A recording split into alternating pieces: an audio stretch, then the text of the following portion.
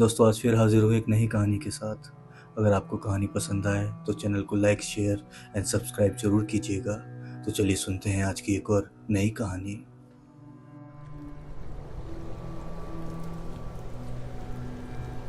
मूसलाधार बारिश की तूफानी रात, हर तरफ एक खामोशी का अजीब सा सन्नाटा पसेरे हुई थी। तेज बारिश तूफान की वजह से बिजली की सप्लाई भी ध्वस्त हो चुकी थी।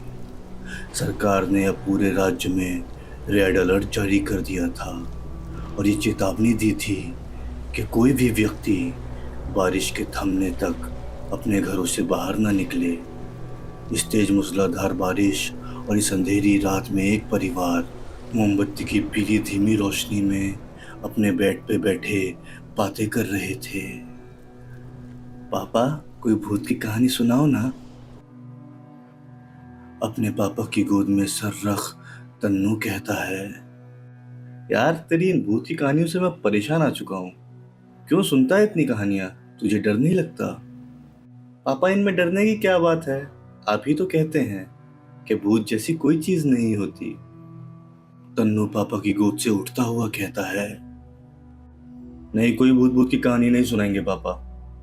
जाओ, रात बहुत हो चुकी है, तुम्हारे सोने का समय हो चुका है।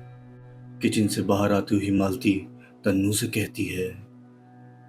मालती को बाहर आता हुआ देख प्रेम कहता है, अरे लाइट नहीं आ रही है, कहाँ सोएगा अकेला?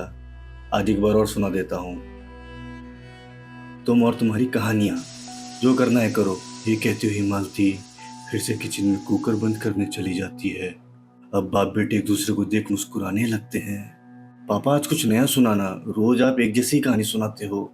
ठीक है, मैं आज तुम्हें एक ऐसी कहानी सुनाऊंगा जो इससे पहले किसी ने नहीं सुनी।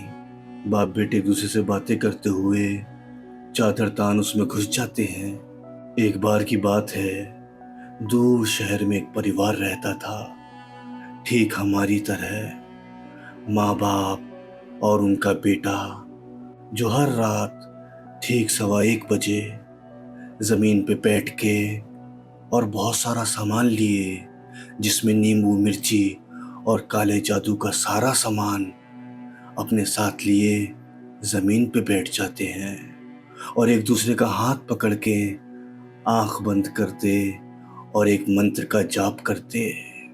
हम अपना रक्त आपको चढ़ाते रहेंगे। लेकिन पापा, वैसे क्यों बोलते हैं?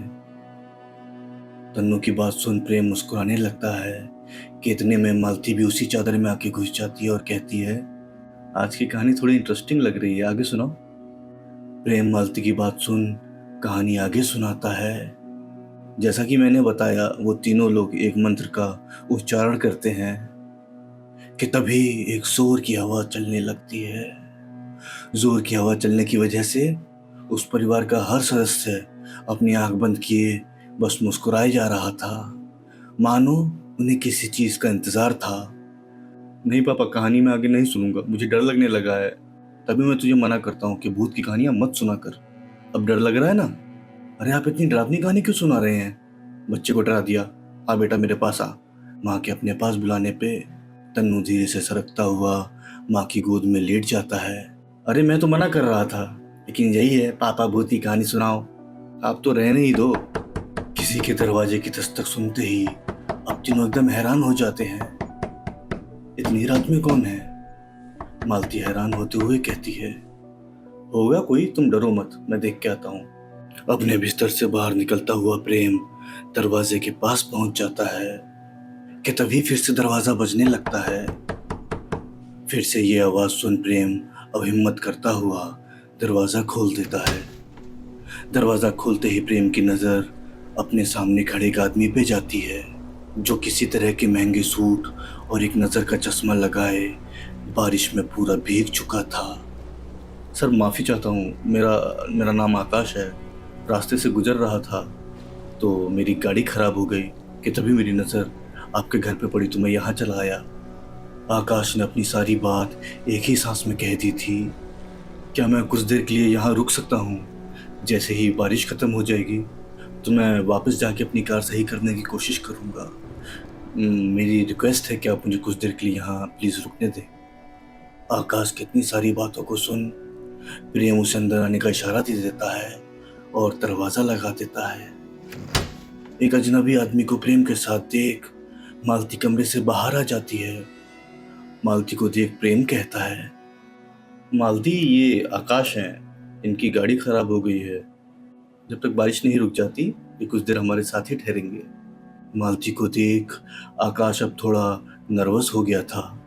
मैम, कुछ कुछ देर की बात है, बारिश रुकते ही मैं यहाँ से चला जाऊंगा। अपने गीले कोट को उतारता हुआ आकाश कहता है। आकाश की बात सुन मालती अपने कमरे में चली जाती है और वही कमरे के दरवाजे पे खड़ा तन्नू उस आदमी को लगातार दिखे जा रहा था और वहां से हट माँ के पास जाके कहता है, माँ, ये अंकल कोई भूत तो नहीं है ना? नहीं बेटा, अंकल कुछ देर के लिए हमारे पास आए हैं, बारिश रुकते ही चले जाएंगे। ये कहते ही मालती तन्नू को अपने साथ ले जाती है। सर, मैं सच में माफ़ी चाहता हूँ, मैंने आपको इतनी रात में परेशान कर दिया। आकाश प्रेम से कहता है।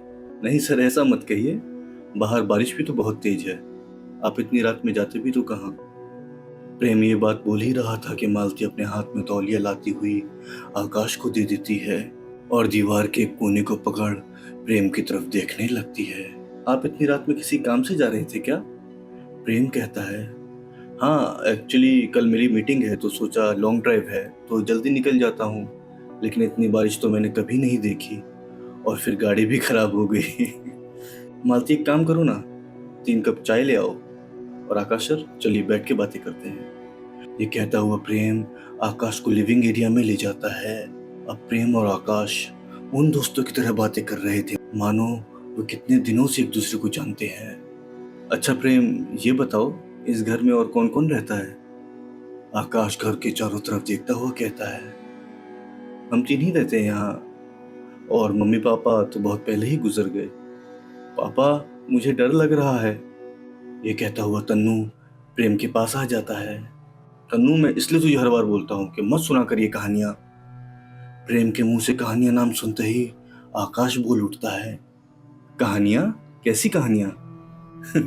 मेरे बेटे को भूती कहानी सुनना बहुत पसंद है, तो रोज रात मैं इसे भूती कहानी सुनाता हूँ। वही सुना रहा था कि एकदम से आप अचानक से आ गए। वैसे आप भूत प्रेतों में मानते हैं? नहीं प्रेम, मैं नहीं मानता भूत प्रेतों में।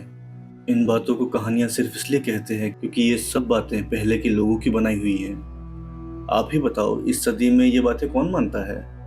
आकाश की बात सुन प्रेम कहता है, आकाश सर, मैं मानता हूँ, और तो और मैंने तो ये चीजें महसूस भी की हैं। चलिए, अब मैं आपके विश्वास को तो नहीं ठुकराऊंगा, लेकिन मेरे हिसाब से ये सब सिर्फ एक किस्से कहानी के सिवा और कुछ नहीं है। वैसे आपने क्या महसूस किया है? जब आप इन बातों पे यकीन नहीं करते तो ये बात तो स्वाभाविक है कि आपको मेरी बातों का यकीन नहीं आएगा, लेकिन अगर मैं आपसे अभी ये कहूँ कि इस घर में अभी भी एक आत्मा मौजूद है और वो भी आपके पीछे, तो आप क्या कहेंगे? प्रेम की ये बात सुन आकाश कहता है, फिलहाल तो मेरे पीछे भाभी खड़ी है।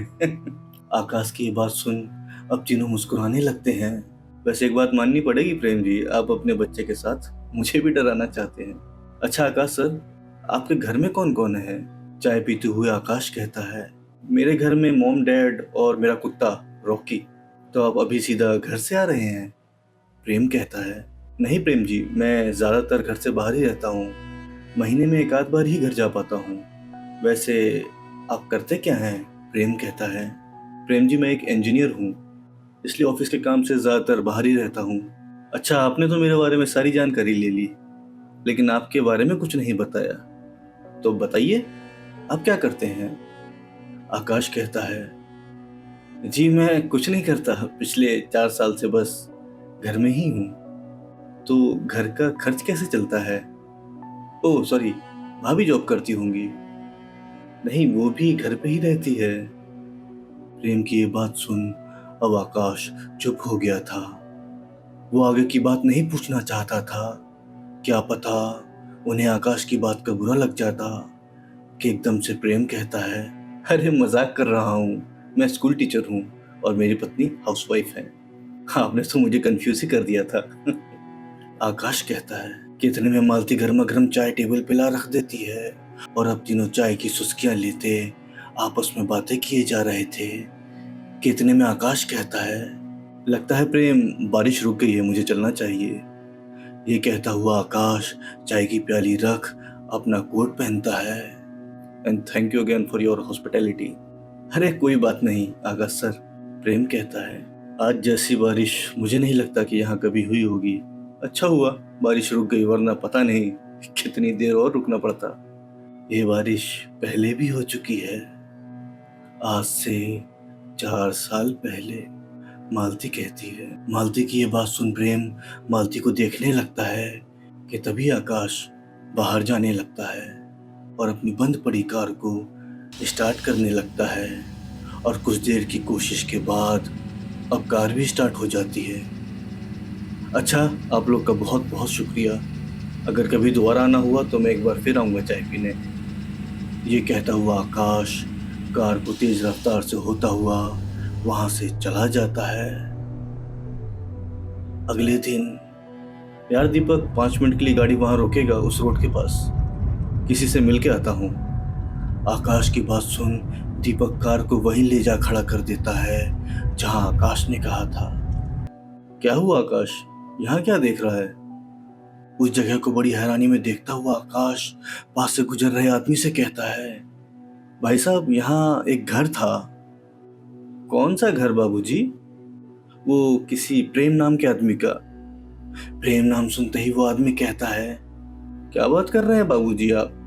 यहाँ प्रेम भाई तो बहुत पहले रहते थे, बड़े अच्छे आदमी थे। 4 साल पहले बादल फटने की वजह से वो और उनका पूरा परिवार बाढ़ में बह गया। उस आदमी की बात सुनते ही आकाश को अपने कानों पे यकीन नहीं हो रहा था कि तभी उसकी नजर वहां एक घर पे पड़ती है जो पूरा खंडर नजर आ रहा था। वो घर देख आकाश कार से बाहर निकल सीधा उस घर के पास चला जाता है और घर के पास पहुंच घर के अंदर दाखिल हो जाता है कि तभी उसकी नजर सामने टेबल पे रखे 3 चाय के कप पे जाती है। ये वही कप थे जिसमें बीती रात आकाश ने और प्रेम के परिवार ने चाय पी थी। कि तभी घर में वो सारी बातें गूंजने लगती हैं जो पिछली रात हुई थी। फिलहाल तो मेरे पीछे भाभी खड़ी है। बस एक बात माननी पड़ेगी प्रेम जी, आप अपने बच्चे के साथ मुझे भी डराना चाहते हैं। जी मैं कुछ नहीं करता, पिछले 4 साल से बस घर में ही हूँ।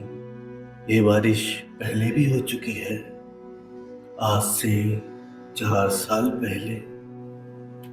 ये सब सुनता हुआ आकाश घबराए हुआ घर से बाहर निकल आता है और एक दूरी पे खड़ा उस घर को देखने लगता है और सोचने लगता है कि बीती रात जो भी उसके साथ हुआ वो सब एक छलावा था और वो प्रेम और उसका परिवार जो था वो सब आत्माएं थी।